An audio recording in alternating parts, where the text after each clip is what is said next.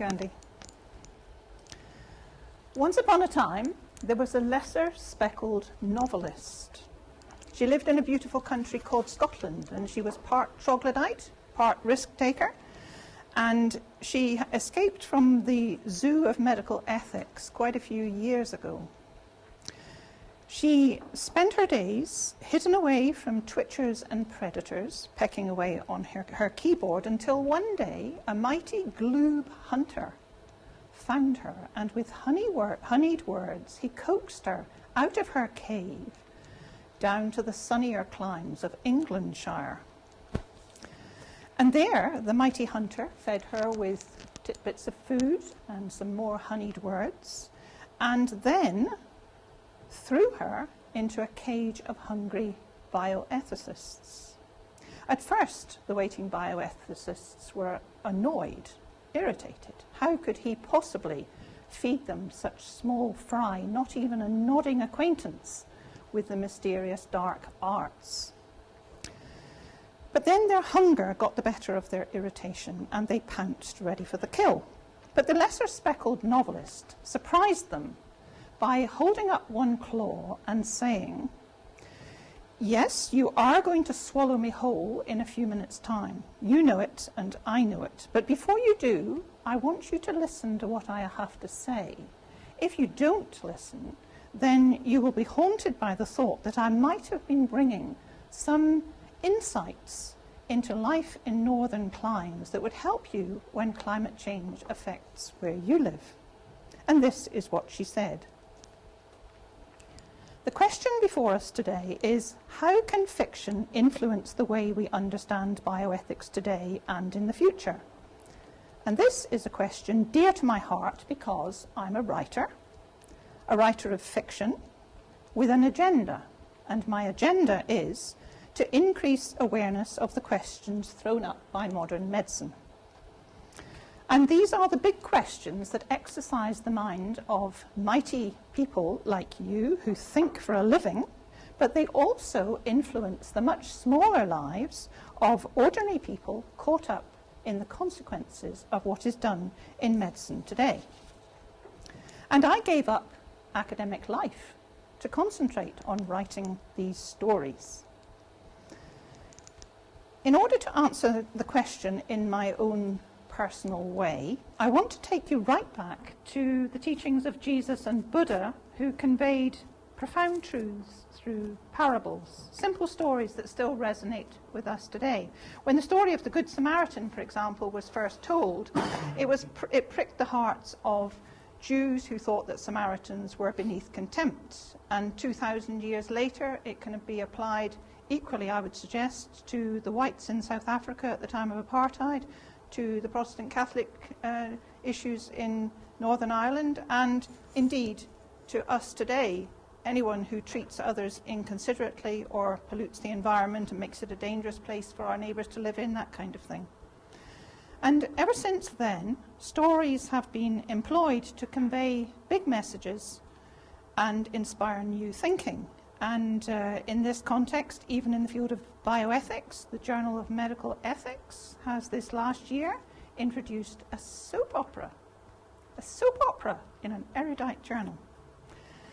So I'd like to offer you 6 ways in which I think fiction contributes to our understanding of bioethics. The parable of the lesser speckled novelist not only tells us what happened, but it gives us insights and makes us ask questions. Why is this little creature so scared? Why does she hide herself away? What honeyed words did the mighty hunter use to coax her out of her seclusion? And why did this work?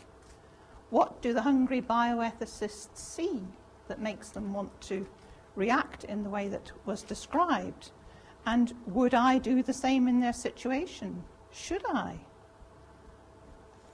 So fiction allows us to see and feel the unfettered, uninhibited thoughts of the characters in the story, revealed only to the reader. It helps us to understand their values, their beliefs, hopes, and dreams. It helps us to reflect inwardly on their reactions and behaviours, and their motives, and the consequences of what they do. And it also helps us to apply what we learn to ourselves with our knowledge and in our time. Fiction, I think, can convey all of this, and in so doing, offer us a way of gaining understanding of the deep questions underneath all of this. And that process works because fiction engages the emotions as well as the intellect. And in bioethics, we don't just want to know the facts, do we? We want an emotional and empathic response, which leads to a development of moral intuition. And this then feeds into a wider consideration of the bigger questions and the dilemmas of life. I'm actually going to leave quotes up every now and then for you to read rather than me read them up, and this is the first of them.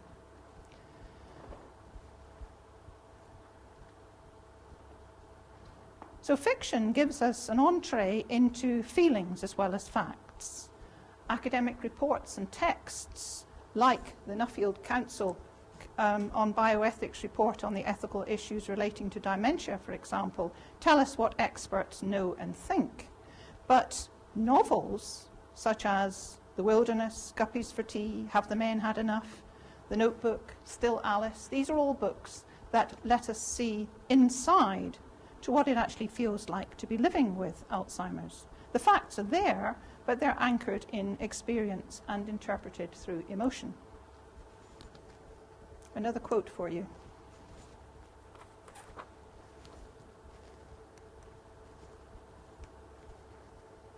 And because stories are the narratives of life, they're truer and richer than simply the facts on their own.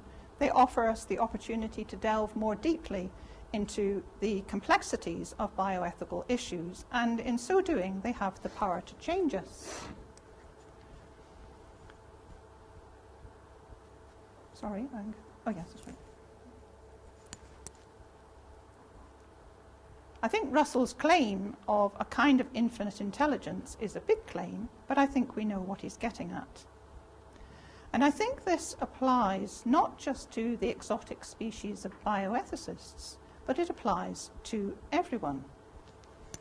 Because if we want to move forward in medicine and bioethics more generally, we need to involve society in the debate and not keep it confined to rarefied species like philosophers and ethicists. We've seen the importance of open debate most recently, I think, in the issues of assisted dying and Alzheimer's. Fiction enables disparate groups to meet in discussion, forming a kind of bridge between esoteric knowledge and what is generally known in the public. And fiction, I think, makes these issues much more accessible. I'm thinking, for example, of books like My Sister's Keeper by Jodi Picoult, which deals with saviour siblings and takes us inside the skin of a donor child as well as her family. Or Still Alice, which is a marvellous insight into what it feels like to have early onset Alzheimer's through the eyes of a young Harvard professor of literature.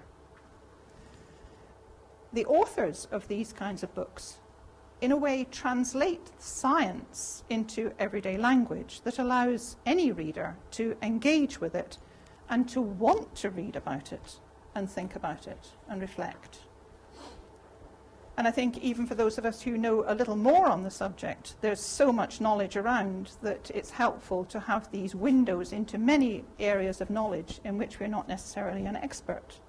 And the bonus is that we actually enjoy the process of discovery because we all like stories. And as Mark has said with films, the evidence suggests that people retain information better when it's presented in an attractive way. I think teachers intuitively know that, and research has shown it. Just taking fiction, I've seen reports that have said that this, an understanding obtained through an enjoyable method applies across things like geography, evolution theory, history, social studies of race and class, even accounting and tax. Never mind an interesting subject like bioethics, can all be conveyed better if it's done in an enjoyable way, because fiction can be fun. I actually know someone who takes musical scores to bed to unwind, and someone else who reads cookery books for the same purpose. But most of us